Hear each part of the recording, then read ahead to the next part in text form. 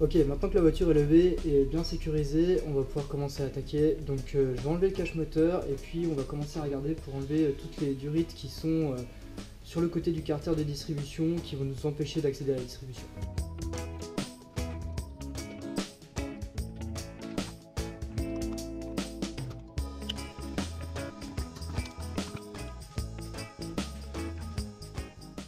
Ce qu'on va commencer par faire, c'est baisser la pression dans le circuit de carburant par l'intermédiaire de la pompe haute pression. Et puis on va vidanger le radiateur pour pouvoir vider une majorité du liquide de refroidissement puisqu'on va tomber la pompe à eau. Donc ici on a accès à la pompe à haute pression. On a tout simplement ici une petite soupape qui va nous servir à purger la partie d'alimentation en carburant.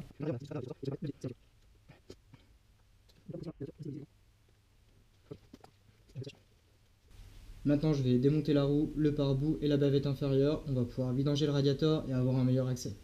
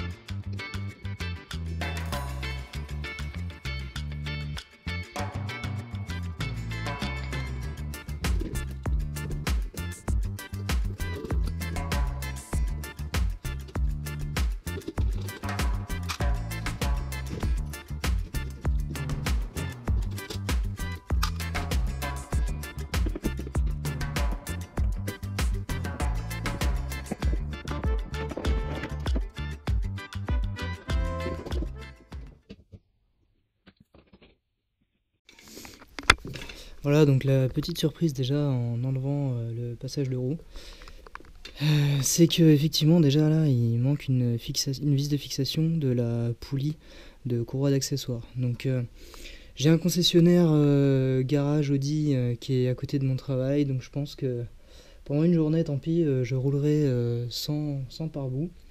Et puis j'irai voir s'ils peuvent me donner ou me vendre une n'est-ce pas, une vis de cette dimension, puisque c'est le genre de vis à empreinte 12 pans comme ça qu'on trouve pas facilement.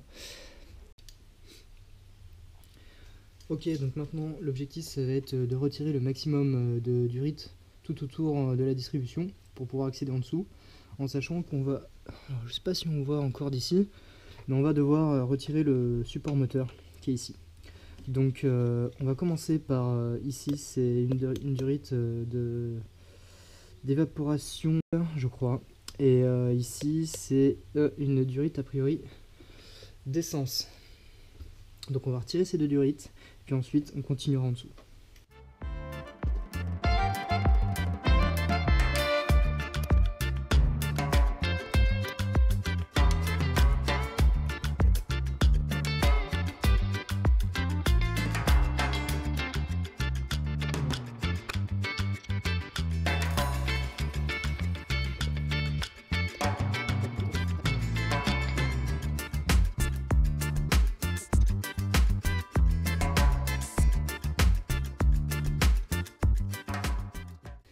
Et là, je vais pouvoir enlever le canister.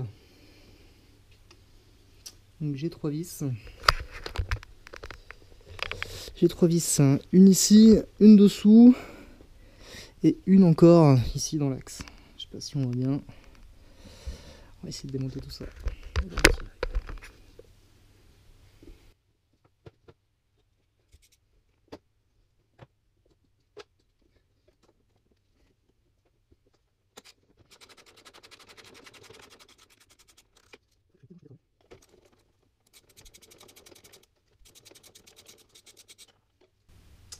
D'accord, donc en fait on a deux vis sur le côté gauche et en fait c'est simplement un écrou qui retient sur le support moteur directement la dernière partie. Voilà, là on voit un petit peu mieux comment ça se fixe.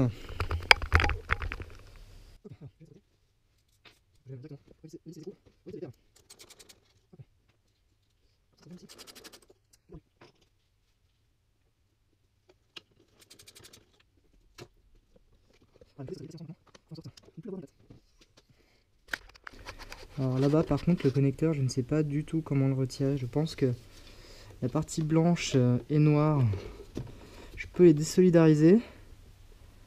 Mais je ne sais pas comment. Est-ce que ça se dévisse? Non, j'ai pas l'impression que ça... Ah d'accord. Donc il y a un clip à l'arrière. Il y a une petite partie blanche derrière. Donc je vais pousser dessus, ça devrait le déclipser.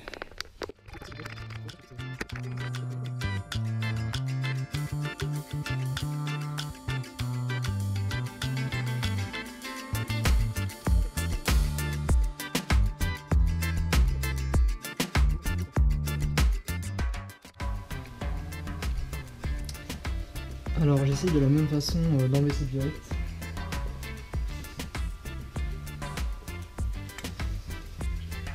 Je commence par enlever le collier autoserrant.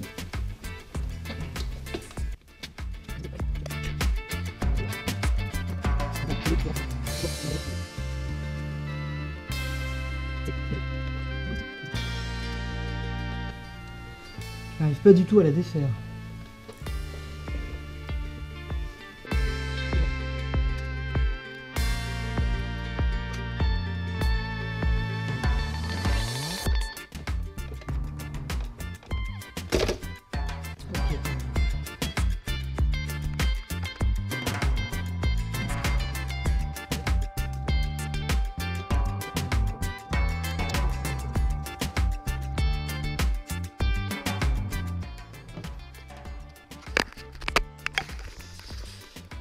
Maintenant qu'on en est là, on a donc encore ces deux grosses durites à défaire.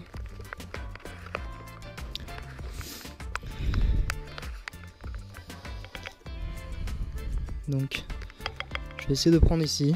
Alors, ça va me demander de vider le bocal de liquide de refroidissement.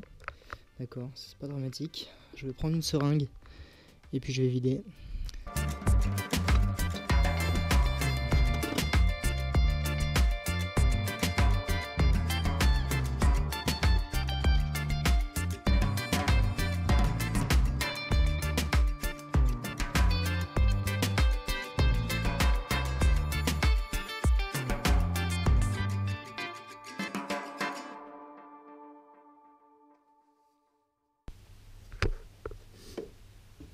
Donc ici, même principe que pour les précédentes durites, hein, on a deux colliers autoserrants, un au-dessus et en dessous. Donc on va les faire glisser et puis essayer de retirer doucement les durites. Et puis ensuite on va tomber le bocal, ça nous permettra d'avoir un accès bien plus simple aussi à toute cette zone-là. De toute façon on est obligé, puisqu'il faut tomber le support moteur qui est en dessous.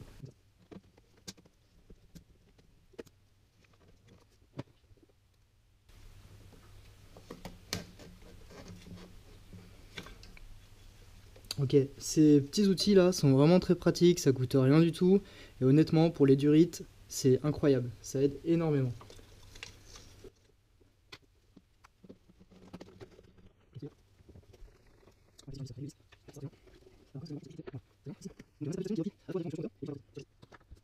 Est-ce que ça me donne au moins... Voilà, super. Parfait. Donc de cette manière, je vais pouvoir le défaire beaucoup plus facilement. Parfait.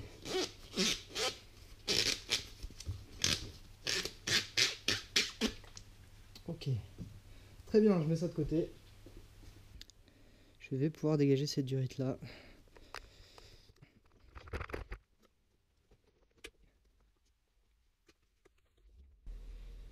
Super. Dernière durite à défaire.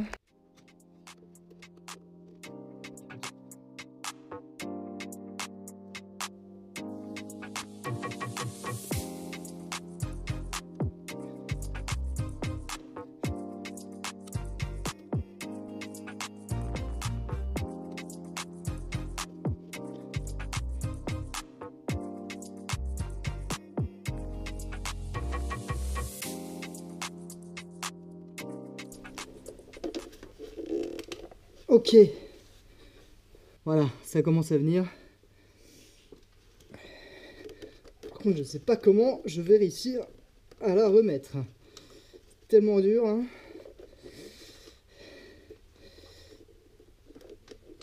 Ok. Oh.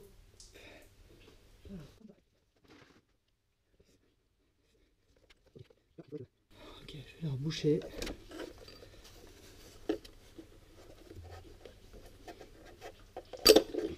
D'accord, moi je sais qu'elle se remet bien. Ok, donc je vais déposer la courroie d'accessoires pour éviter de l'arroser complètement avec le liquide de refroidissement. Pour ça, ici, donc on a notre tendeur. Je vais simplement détendre la courroie, l'enlever. Avant de faire ça, je vais quand même noter la manière, enfin le sens de rotation. Je sais pas si c'est important, mais je préfère le faire quand même.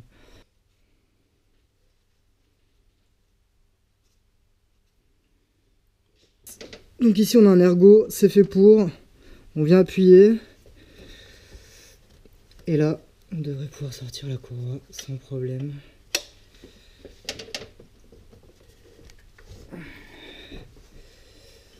On devrait pouvoir la sortir sans problème.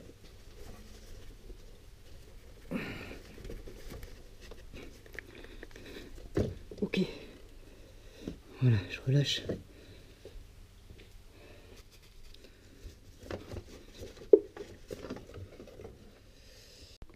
Donc ici, maintenant, on a pleinement accès à notre support moteur.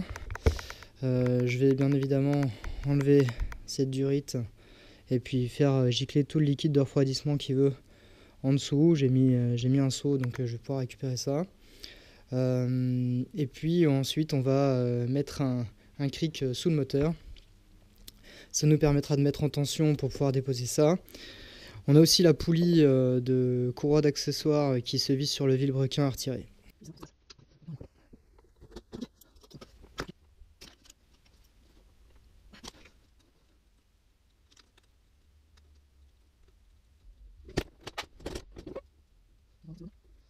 Pour l'instant, je vais la laisser dessus, j'ai pas besoin de l'éjecter. Bien, retour au-dessus, donc là on va pouvoir dégager cette durite.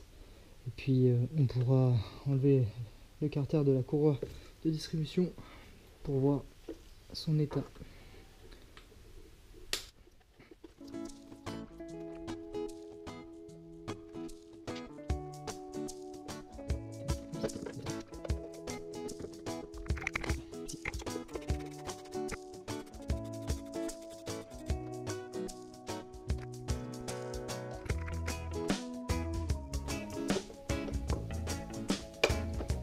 J'arrive pas encore à défaire l'ensemble. C'est le support moteur qui me gêne.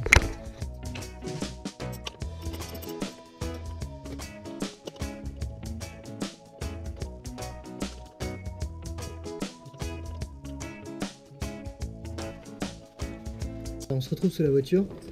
Donc ce que je vais faire, c'est que ici je vais venir appuyer le cric contre le carter d'huile.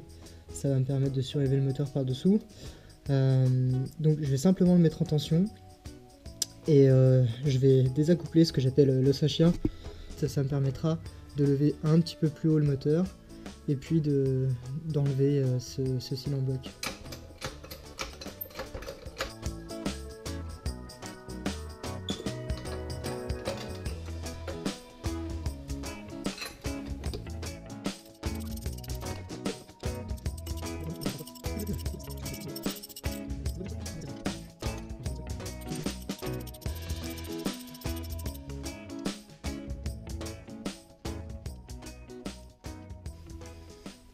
Bon, je sens qu'il n'y a pas trop de tension dans la vis, donc ça devrait bien se passer quand je vais l'enlever. Ok, parfait.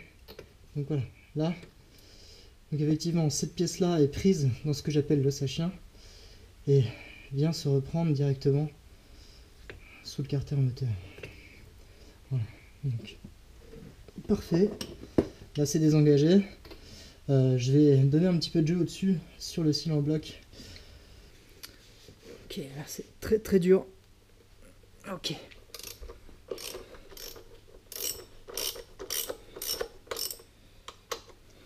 Ça donne de l'autre côté. D'accord.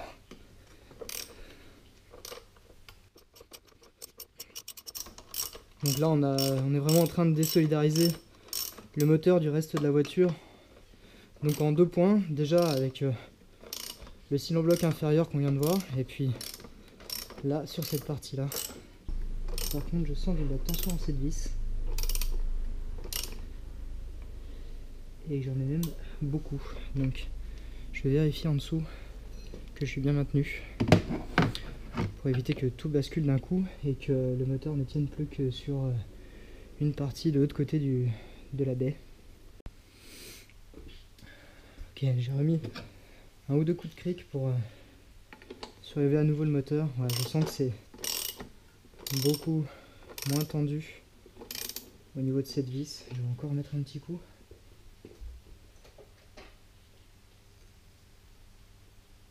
Ok, donc là, il n'y a plus du tout de tension sur la vis. Ça y est. Ok.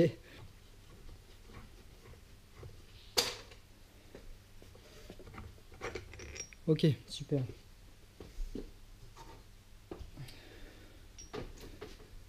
Donc c'est ces deux vis là qui tiennent.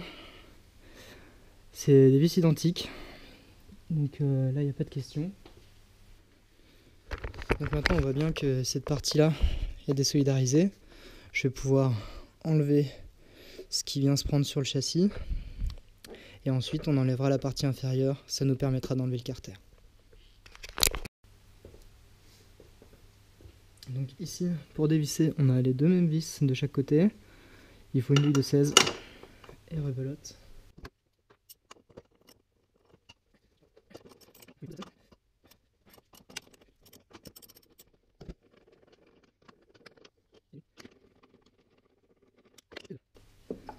Hop.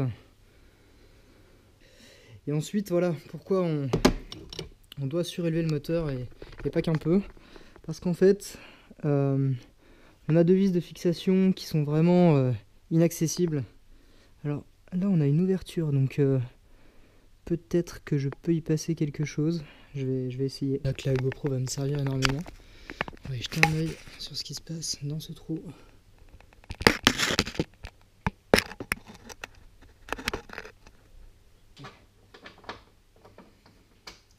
Ok, là je suis pas mal.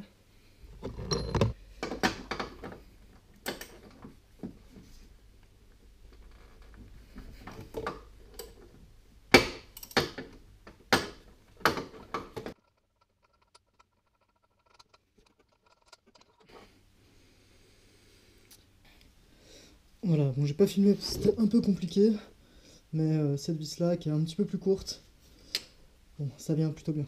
J'ai bien une dernière vis qui se trouve ici au bout de mon doigt, donc je vais voir quel est le meilleur moyen d'y accéder. Je sais pas si c'est vraiment par le dessus ou par le dessous, on va essayer les deux. Bon, pas moyen d'y accéder, donc je vais devoir défaire cette durite d'air du turbo, ça me permettra de gagner de la place pour aller y accéder.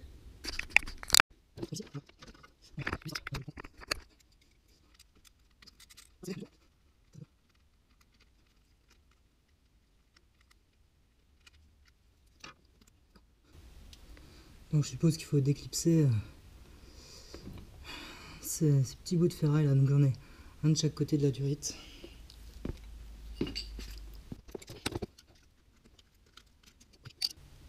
Voilà, déjà une agrafe.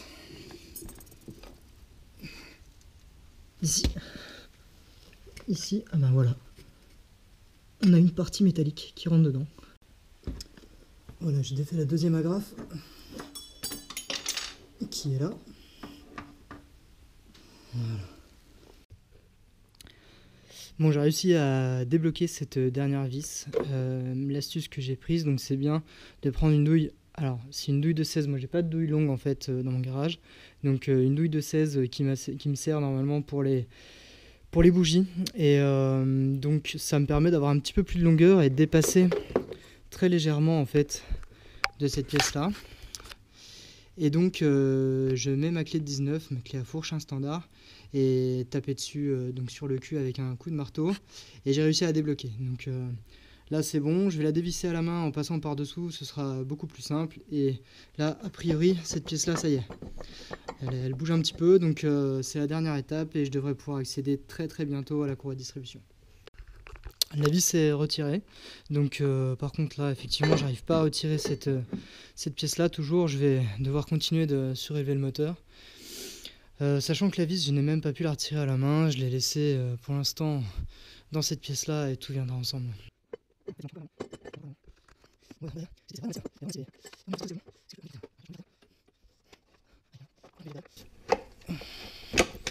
Ok. Peut-être qu'il faut que j'enlève la partie basse du carter pour pouvoir dégager ce qui coince ici. Et que je pourrais enfin enlever cette pièce là. Je vais regarder ça.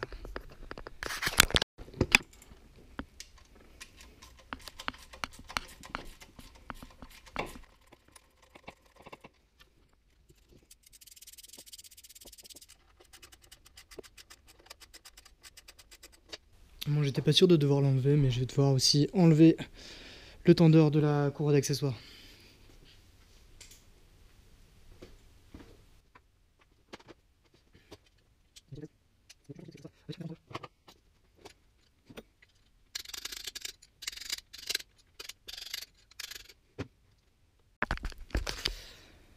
Bon, j'ai un petit peu galéré, mais ça y est, j'ai enfin réussi à enlever le galet tendeur de la courroie d'accessoires.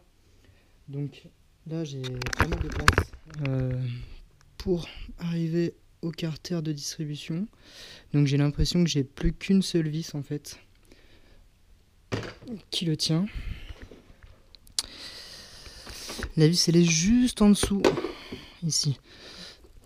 Voilà, elle est juste en dessous là. Donc je vais enlever cette dernière vis et puis je devrais pouvoir enlever le reste du cache. Ah non, j'en ai une autre, je viens de voir à l'intérieur là.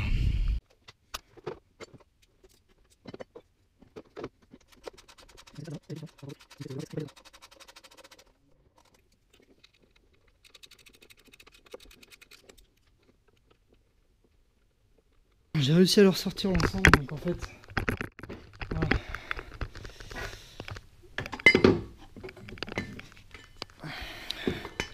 Donc la bestiole ici se coince vraiment entre les éléments de la voiture et puis le moteur. J'ai réussi, je pense que enlever le carter de la distribution m'a aidé. Mais surtout j'ai été obligé de monter vraiment le moteur très haut. Alors visuellement la courroie n'a pas l'air mal, mais elle semble quand même vraiment détendue. Alors pour mettre la courroie dans la bonne position assez facilement, je vais démonter les bougies. Je ne vais pas les retirer, je vais simplement les dévisser pour libérer la pression qu'il y a dans les cylindres.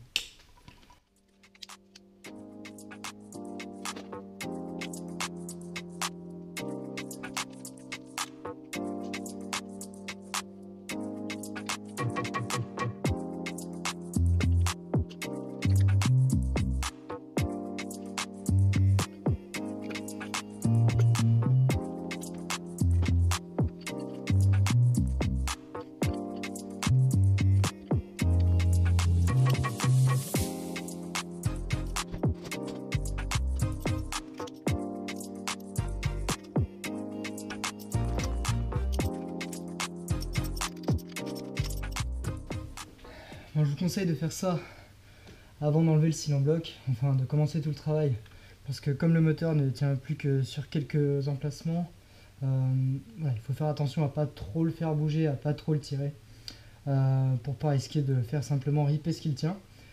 Les bougies, je les laisse dedans, simplement pour éviter qu'il y ait n'importe quoi qui tombe dans les puits, et puis ça va me permettre de commencer à tourner le vilebrequin. Et pour repérer la bonne position du vilebrequin, je vais repasser le carter inférieur de distribution.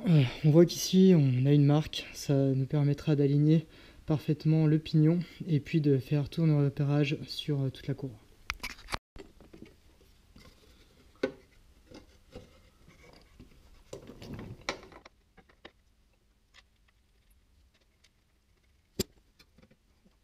Alors en réalité la marque pour le bon calage se situe sur la poulie de la courroie d'accessoires, donc ici.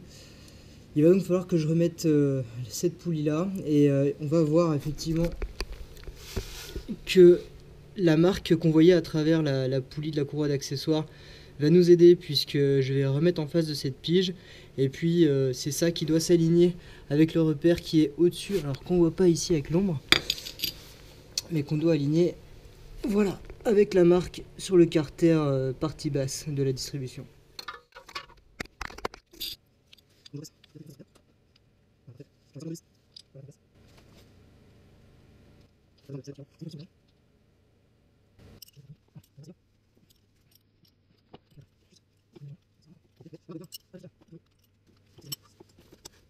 Voilà, on est vraiment pile au bon endroit. Qu'est-ce que ça donne au-dessus?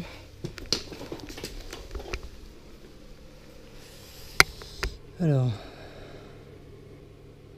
j'ai l'impression que c'est pas du tout au bon endroit. Parce que là j'ai une marque ici au-dessus et ça devrait, je pense, coïncider avec cette marque ici.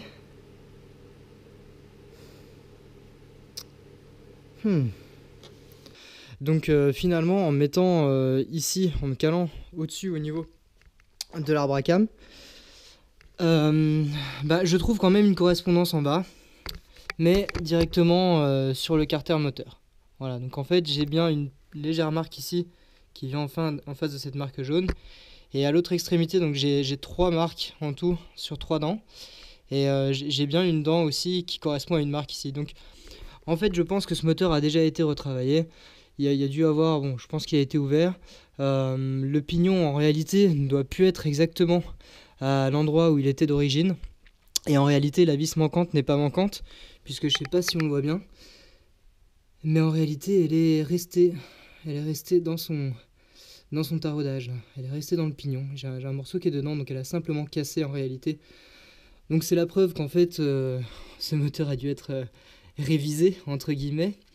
En tout cas, il a été touché, ça c'est sûr, et ça expliquerait peut-être pourquoi aujourd'hui la distribution ne se fait pas exactement de la manière dont on la trouve sur le manuel constructeur. Donc je vais garder ces marques-là, je vais bien tout remarquer, et puis on va partir sur cette base de travail pour remplacer la courroie.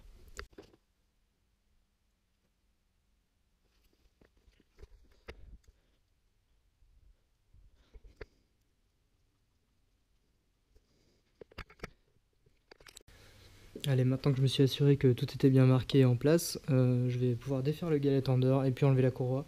Pour ça, rien de plus simple, une clé de 13.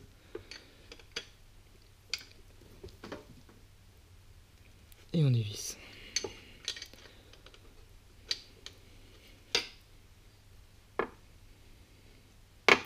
C'est pas très serré.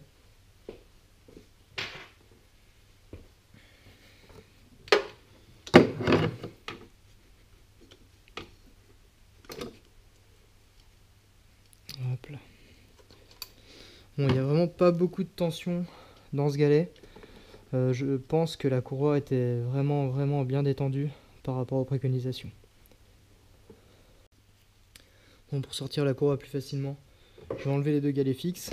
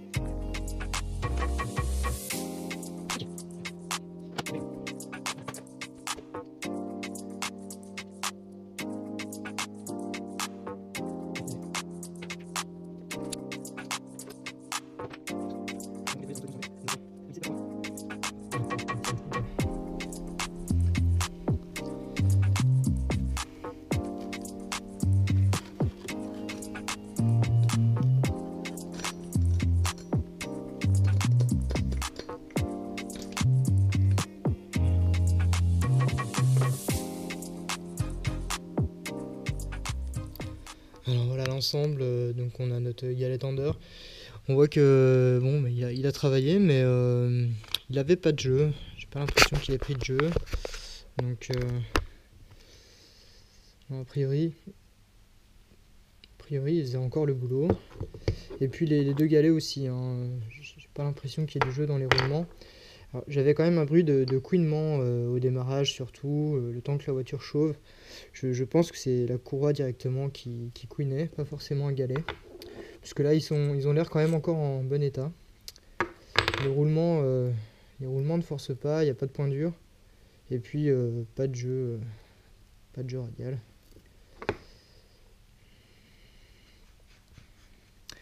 Par contre, effectivement, la courroie en elle-même, voilà. Je pense qu'elle est un peu détendue. On regardera en superposant la nouvelle. Et les dents étaient quand même un peu usées sur le côté. C'est léger, hein. C'est pas incroyable. On voit qu'on a quand même un petit peu d'usure. Donc elle s'est bien assouplie. De toute façon, on le sent énormément quand on la manipule par rapport à la nouvelle.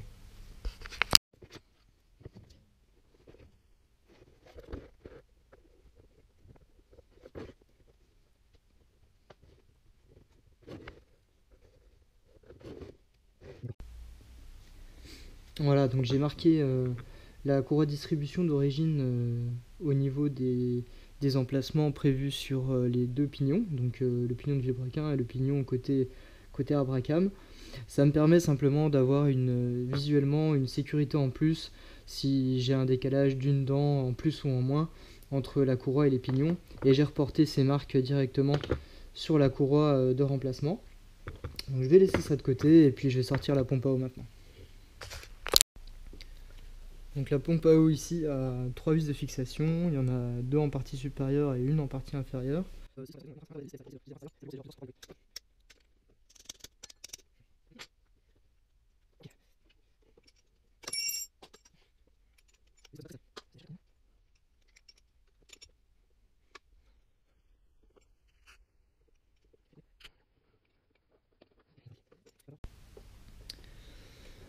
Bon, j'ai débloqué les 3 vis de la pompe à eau, elles viennent très facilement, elles sont pas serrées du tout.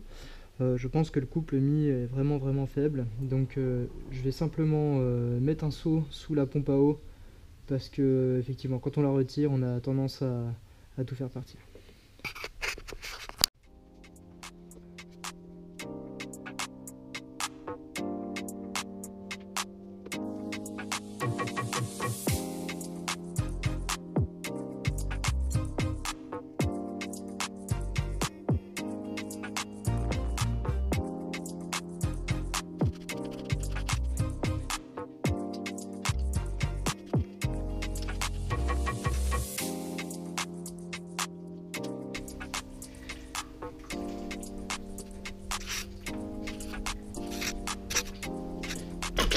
Ok.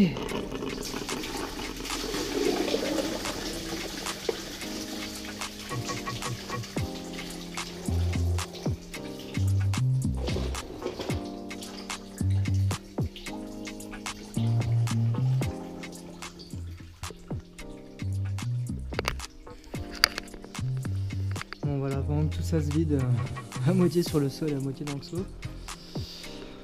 Bon, la pompe à eau, je pense aussi que effectivement, elle est pas loin d'être d'origine, hein. Parce que là, on est quand même bien marqué. On voit que le joint est marqué aussi par le temps.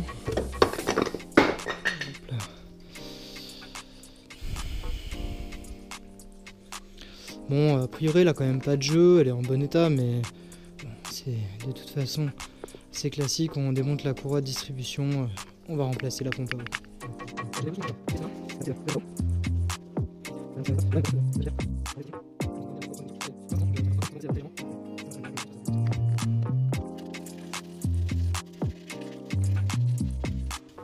Voilà, j'y vais légèrement, le but n'étant pas de poncer, hein, mais vraiment uniquement de nettoyer.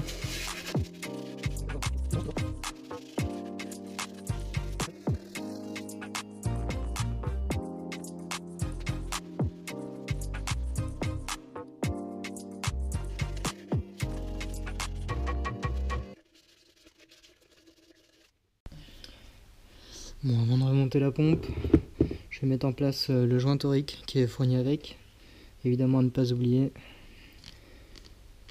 Alors, je le nettoie bien, il est légèrement gras donc il va se monter assez facilement je pense.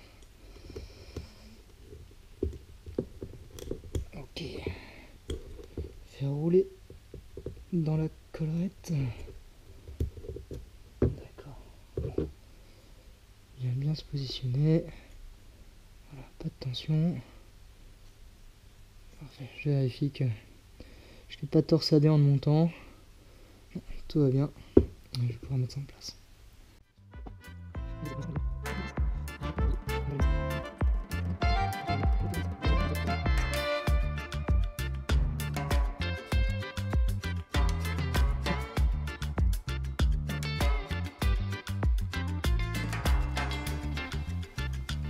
Voilà, l'idée n'étant pas de serrer tout de suite, je vais serrer au couple. Donc déjà mettre les 3 vis et puis ensuite je mettrai la pression préconisée.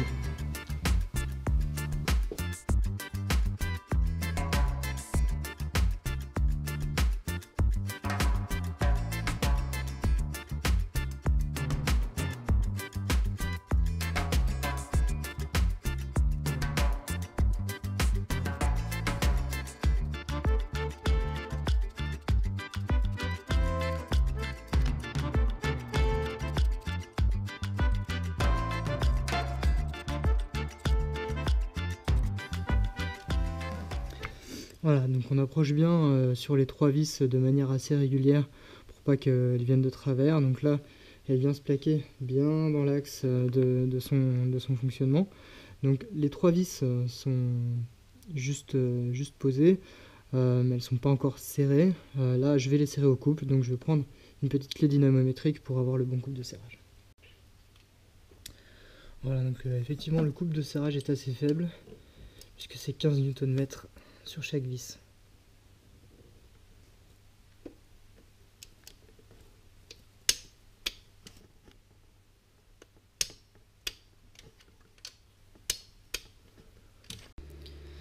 Alors quand on regarde les galets de l'ancien et du nouveau kit, il y a très peu de différence, mais il y en a une ou deux quand même. Ici j'ai des portées sur les bagues extérieures, enfin des portées, des épaulements sur les bagues extérieures. Je pense pas qu'il y ait de fonction particulière, si ce n'est peut-être du guidage, du centrage. J'ai une différence sur les diamètres à l'intérieur du galet ici, donc le galet supérieur. On a une dimension un peu supérieure pour la partie roulement. Par contre, la partie centrale ici est un peu plus faible, du coup, par rapport à l'ancien. Et puis l'autre, bon, pareil, on a un épaulement ici qui n'est pas présent sur le premier. Et en termes de longueur, il est légèrement plus haut, légèrement. Voilà. Mais globalement, donc j'ai les mêmes vis qui sont arrivées, donc on va pouvoir monter ça sans aucun problème.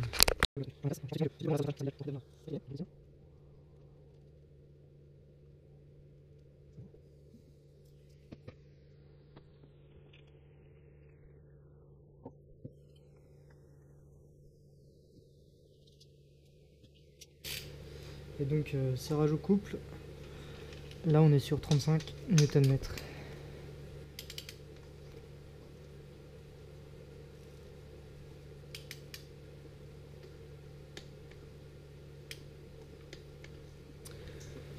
Ok, le suivant.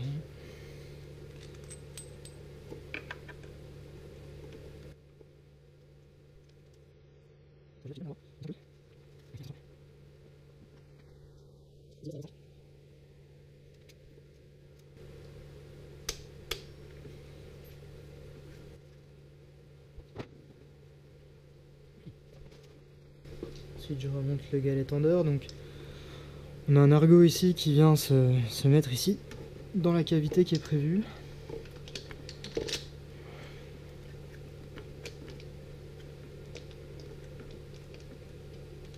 Voilà, ça rentre pile poil. J'en ai ici un écrou qui est prévu dans le kit. Voilà, je viens juste le positionner. On va mettre en place la courroie et ensuite on fera la tension avec le galet. Alors pour remettre la nouvelle courroie, je vais utiliser mon repère ici, que je vais mettre ici en face. Et puis je vais essayer de faire le passage qui est côté opposé au galet tendeur pour pouvoir finir par celui-là.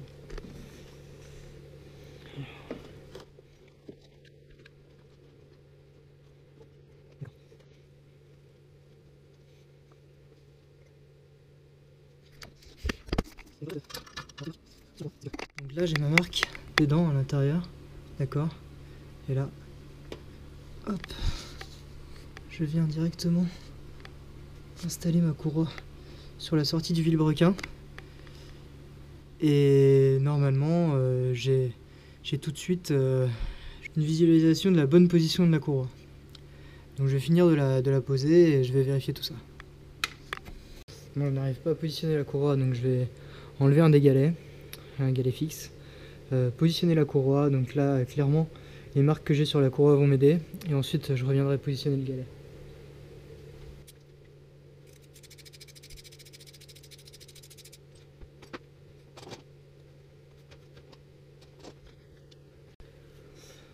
Voilà, la courroie a l'air bien en place, donc j'ai ma marque ici, ma marque sur mon vilebrequin. Donc je vais essayer de rentrer directement ce galet fixe dans son logement avec la courroie en place, et je finirai la tension par le galet tendeur. Donc là je pousse sur la courroie directement avec le galet en même temps que je visse sa vis de fixation. Super. Donc là ça vient tout seul.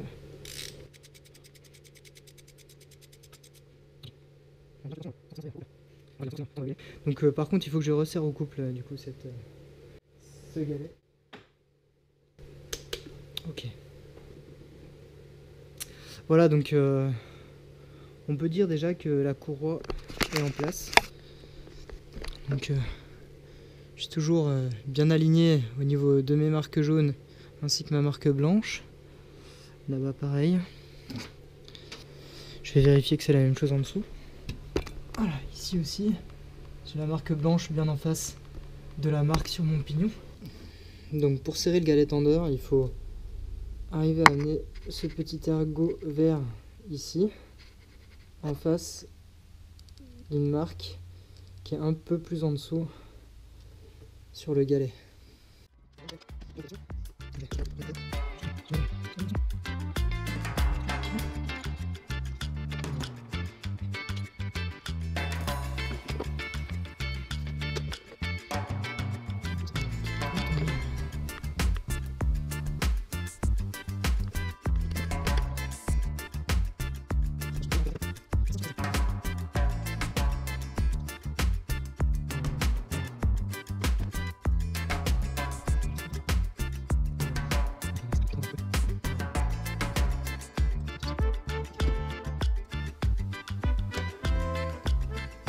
D'accord, là on est bien en face. Et là, serrage au couple. Bon, mais 25 c'est déjà pas mal en fait. Ok.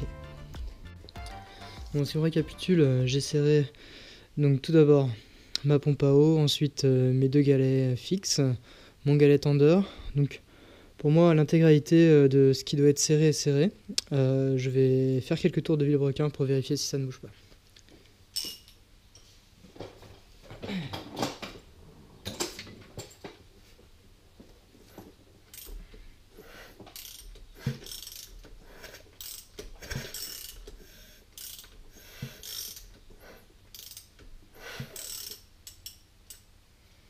Là, ça a l'air de bien se passer.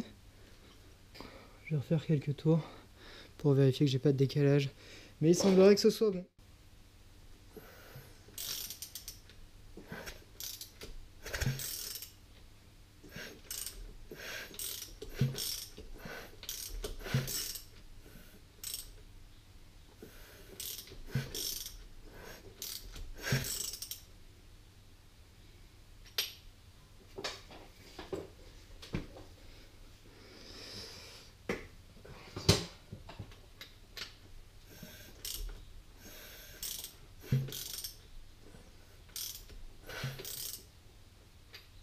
Venu en face de mes marques en bas.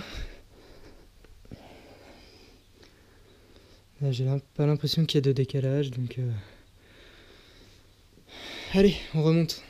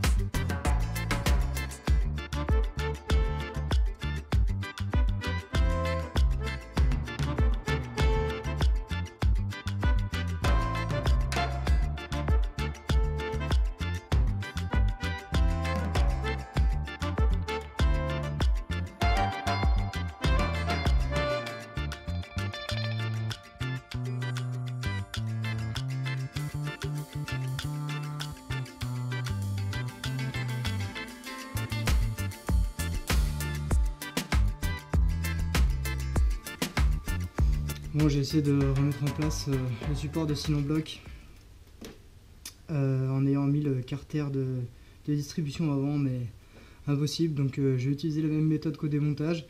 Je vais renlever le carter de distribution et puis je vais essayer de mettre l'ensemble d'un coup. Allez, c'est parti.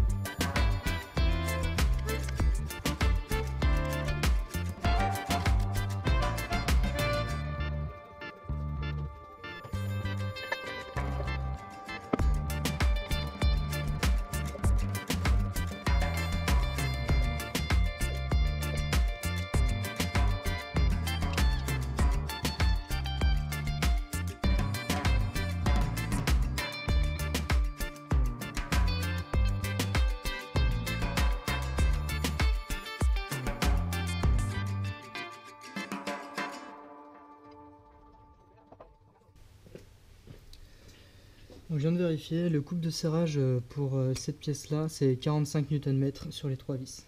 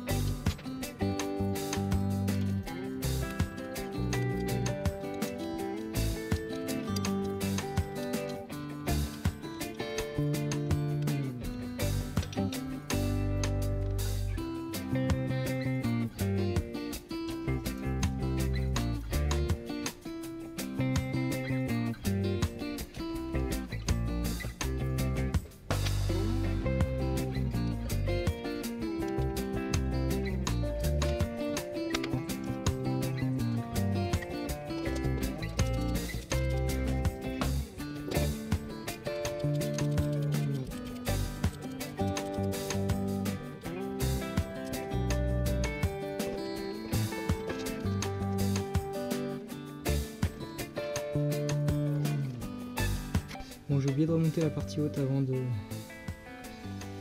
remettre cette pièce là, donc je suis obligé de la démonter à nouveau.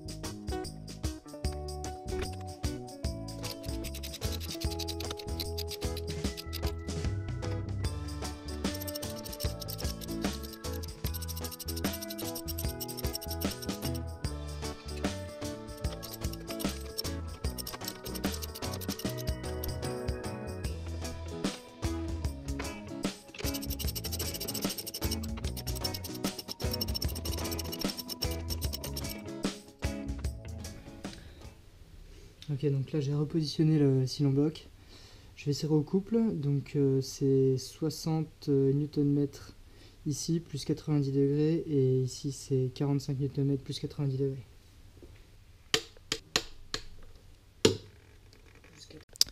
Voilà, maintenant que le cylindre bloc est à nouveau en place, je vais pouvoir relâcher le moteur et voir si tout va bien. D'accord. Bon, le bloc a l'air d'être revenu à sa place. C'est parfait, je vais continuer de remonter tout ça. Bon, malheureusement, j'ai pas pu tout filmer parce que je suis tombé en panne de batterie. Et il a fallu que j'avance quand même parce qu'on est dimanche soir maintenant et demain j'ai besoin de ma voiture pour aller au travail. Donc j'ai remonté l'intégralité, globalement ça se passe sans trop de problèmes. Bon, évidemment j'ai galéré avec le cylindre bloc notamment. C'est vraiment la particularité je pense de cette opération parce qu'il faut lever très très haut le moteur pour pouvoir accéder aux vis de fixation. Je vais resserrer mes bougies, remplir de liquide de refroidissement, mettre les bobines, le cache moteur et puis on va essayer de démarrer.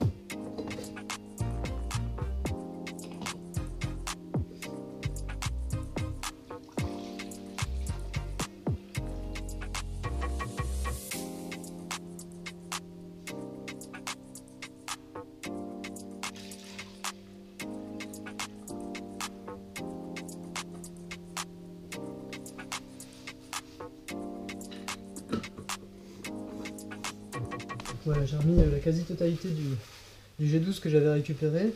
Je l'ai bien filtré avant de le remettre, mais il avait l'air vraiment de tenir encore la route, donc j'ai récupéré celui que j'ai sorti du moteur. Donc je remets maintenant, je rebranche les bobines, je vais remettre le cache moteur, je vais redescendre la voiture et puis on va essayer de démarrer.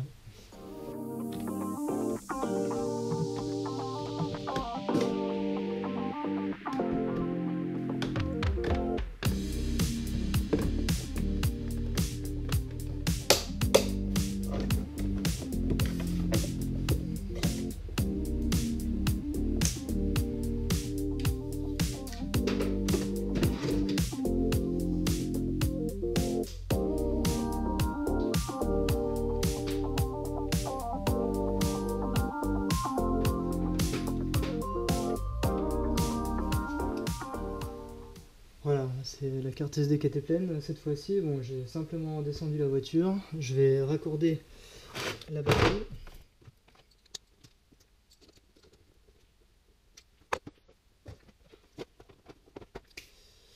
Et là, c'est le moment de vérité.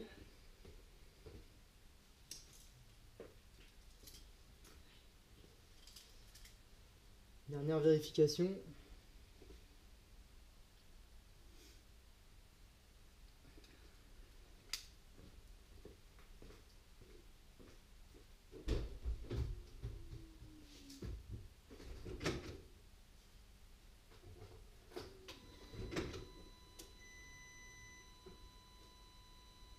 Avec un participant rentré de.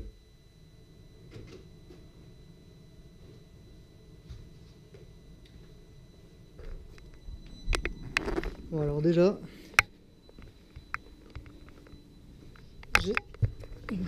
j'ai tous les voyants possibles et imaginables qui s'allument. Je vais remettre le contact un petit coup à nouveau.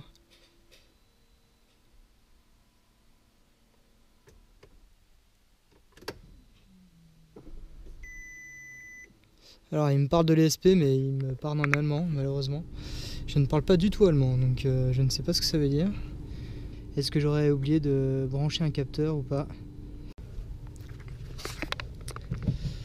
Bon, le moment fatidique est venu, j'arrive pas à faire d'autoscan tant que j'ai pas démarré le moteur. Donc j'espère que j'ai pas tiré sur des câbles en déplaçant le moteur et que j'ai pas arraché certains fils. Enfin, il va bien falloir à un moment donné s'y mettre, faut pas y craindre. A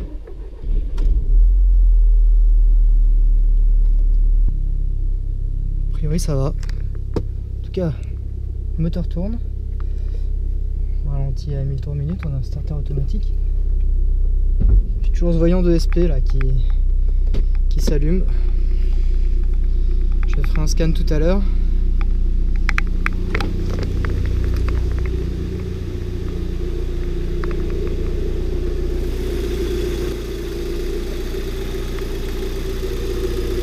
Là ça a l'air de tourner plutôt rond. J'ai un niveau de liquide de refroidissement qui a l'air stable. C'est une des deux raisons pour lesquelles j'ai fait la distribution, c'est que j'avais un couinement très régulier au démarrage. Là il a totalement disparu. La deuxième chose, c'est que sur les derniers démarrages que j'ai fait sur une dizaine de jours, et ben, au démarrage j'avais une sensation de claquement. Donc j'ai un petit peu paniqué et c'est pour ça que j'ai pris la décision de faire la distribution, de la faire moi-même notamment parce que j'ai besoin de la voiture et j'avais pas le temps d'attendre d'avoir un rendez-vous chez Audi. Donc j'ai commandé les pièces et puis je me suis lancé. Ça a l'air de tenir, ça tourne même plutôt rond, j'ai l'impression qu'elle tourne mieux qu'avant. Donc peut-être qu'effectivement la courroie était vraiment détendue. On verra quand le ralenti sera stabilisé à 750 tours minute. Mais là, c'est vraiment positif. Alors mon retour par rapport à cette distribution, donc déjà le lendemain je suis reparti au travail, les différents voyants se sont bien éteints, donc plus de voyants de SP, plus de voyants de direction assistée, etc. Donc ça c'est a priori je pense des voyants uniquement qui se mettent quand on débranche la batterie. Il me semble que par le passé ça m'était déjà arrivé quand on débranche la batterie pendant pas mal de temps. Derrière, au redémarrage, on peut avoir ces petits défauts mais qui disparaissent tout seuls. Donc pas de question là-dessus. Ça fait à peu près un mois que j'ai fait la distribution. Pour l'instant, ça tient, j'ai pas de problème particulier. J'ai voilà, plus de problème de claquement au démarrage, plus de couinement. Donc plutôt positif. Pour l'instant, j'ai fait que environ 400 km. Donc on va voir dans le temps ce que ça donne. Mais pour l'instant, je suis plutôt satisfait. Alors vous l'avez vu, hein, je suis pas du tout mécano professionnel. J'ai simplement l'habitude de faire l'entretien général sur mes voitures et bon, j'ai un petit peu d'outils du coup au fur et à mesure des années pour le faire. Et là, bon, c'est vrai que j'étais un peu pressé par le temps, envie d'économiser un petit peu d'argent aussi par rapport à une distribution faite chez Audi, et donc je me suis lancé. J'ai fait la vidéo parce que j'en ai pas trouvé en français, notamment sur une distribution sur ce type de moteur. Donc il y a certainement des mécanos ou des gens plus expérimentés que moi qui ont vu ou qui ont entendu des conneries pendant l'opération. Donc je vous invite à voir peut-être en commentaire si les gens ont réagi par rapport à certaines choses. Et bien évidemment, voilà, c'est pas forcément l'exemple à suivre que je présente dans cette vidéo, mais c'est plutôt simplement l'expérience que moi j'ai eue et voir à quoi vous pouvez vous attendre si jamais vous vous lancez dans la distribution. Quelques petits conseils quand même par rapport à ce que vous pouvez faire dans cette opération, notamment les outils que vous pouvez avoir besoin. Déjà, des moyens de levage. Pouvoir lever la voiture d'une manière stable, c'est indispensable. Vous voyez qu'il faut passer dessus, dessous, etc. Donc c'est très important. Il y a aussi besoin d'un moyen de levage supplémentaire uniquement pour le moteur, parce qu'on a besoin de le soulever et de le redescendre très régulièrement dans cette opération, et il faut pouvoir le faire de manière sécurisée. Après, des choses toutes bêtes que vous avez vu, mais les petits crochets là pour décrocher les durites, je sais même pas si à la base c'est fait pour ça, mais en tout cas pour cette opération là c'est super pratique, donc je vous le conseille. Des douilles de différentes tailles, des douilles courtes, des douilles longues, ça permet d'aller chercher dans des petits coins là où c'est compliqué. Vous voyez que entre le châssis et puis la partie moteur, c'est souvent très compliqué, donc je conseille d'avoir ces moyens là. Ensuite, rapidement par rapport à ce que j'ai fait, les erreurs que j'ai faites, que j'ai déjà vues moi, c'est déjà de ne pas enlever le passage de roue parce qu'il sert à rien. C'est-à-dire que toute la partie sphérique là, vraiment garde-boue, faut pas l'enlever, c'est du temps perdu et ça ne rajoute pas d'accès en fait à la partie distribution. Et puis je conseillerais d'enlever les bougies et le galet tendeur de la courroie d'accessoires avant de désolidariser le moteur du reste de la voiture, parce que vous l'avez vu, quand on dévisse les bougies ou quand on va tirer sur le galet tendeur pour enlever la courroie d'accessoires ou pour retirer même le galet tendeur, on a tendance à tirer du coup sur le moteur et on a un risque de faire ripper l'ensemble si vraiment c'est pas bien sécurisé en dessous, qu'on n'a pas soulevé le moteur d'une manière très très stable. Moi j'ai un petit peu douté quand même à certains moments. Je conseille vraiment de faire ces opérations là avant de désolidariser le cylindre bloc. Ça permet de garantir qu'il n'y aura pas de questions pendant ces opérations. Et puis aussi au niveau du galet tendeur de courroie d'accessoires, je vous conseille de le piger tout de suite, c'est-à-dire que vous voyez que vous le tendez à fond et puis vous envoyez. Alors moi j'ai mis un foret, donc ça je l'ai fait au remontage du galet. Vous mettez un foret dedans pour le brider dans cette position. Je pense qu'il faut tout de suite le faire au début de votre opération. Ça permet de pas avoir de questions derrière, avoir plus d'accès au niveau des vis de fixation, etc. Ça vous aidera. Alors, dernière précision, cette voiture c'est une version 4 roues motrices en quattro. Donc j'avais peur tout simplement en manipulant le moteur de venir arracher ou tordre quelque chose au niveau de la transmission au roue arrière.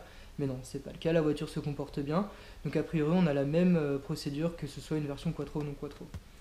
Voilà, c'est tout pour cette vidéo. Si vous avez des remarques, encore une fois, n'hésitez pas à les mettre en commentaire, que ça puisse aider le plus grand nombre. Et moi je vous souhaite bon courage, faut pas y craindre.